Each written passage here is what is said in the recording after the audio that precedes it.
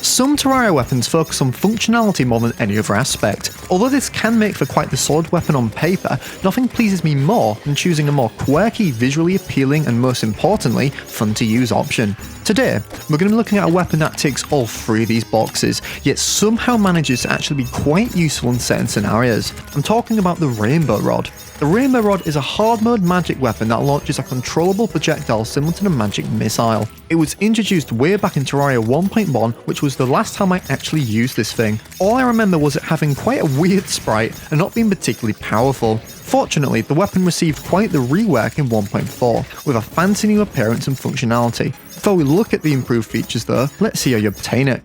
The Rainbow Rod can be crafted in early hard mode on a mithril or orichalcum anvil. Its recipe includes a range of hallowed related ingredients, starting with 10 crystal shards which can be harvested from the underground hallowed. For me these were literally everywhere, but in a new world it might take you a bit longer to find.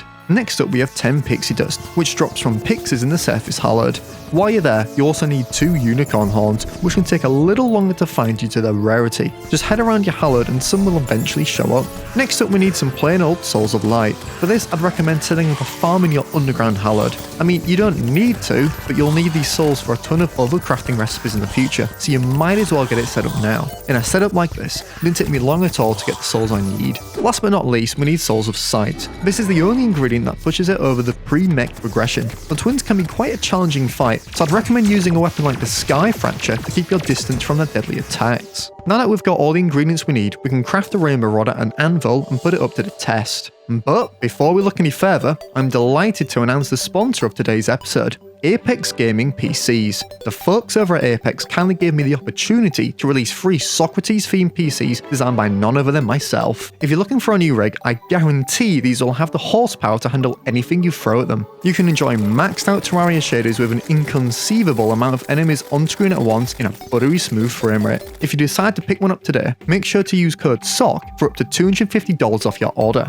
Thanks to Apex PCs for supporting me and the channel. So yeah, let's have a look at the Rainbow Rod's performance, shall we? As mentioned, the rod fires a fast-moving projectile which can be controlled with the cursor. If you continuously fire and release your attack button, the missile will continue firing in the trajectory from your player. What makes this great is its ability to pierce 3 enemies, or hit one consecutively 3 times in a row. It's your choice whether you deal the bulk of damage to one target or less to 3. Pretty cool functionality. In practice, the Rainbow Rod absolutely consumes this group of mummies. I'd happily say this is one of the best crowd control weapons at this point in the game due to how much stuff it can hit at once. The rod also performs brilliantly against enemies with higher max HPs. These mimics go down very quickly as the projectiles home and almost chain between enemies, dealing damage to multiple with each attack.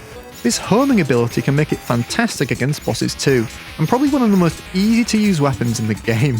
Against the destroyer, I could simply get up to a higher platform and spam the rod in the general direction of the destroyer. While its DPS isn't anything insane, its accessibility makes up for this. I could pretty much turn my brain off during this fight. Even against the more complex boss like Skeletron Prime, the only real input I needed was movement and attacking. As long as I aimed in the general direction of the boss, the projectiles were sure to hit it multiple times, dealing damage to each of the Prime segments. This boss just seems so vulnerable to this weapon. If you're struggling on killing Prime, I'd highly recommend using the Rainbow Rod. So I guess it's a question of, is it worth it? This really depends on what kind of Terraria player you are.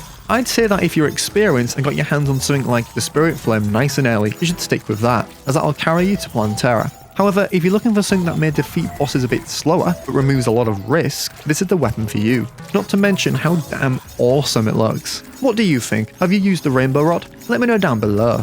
Thanks for watching. For more Terraria content like this, drop a like and subscribe, and I'll see you in the next one.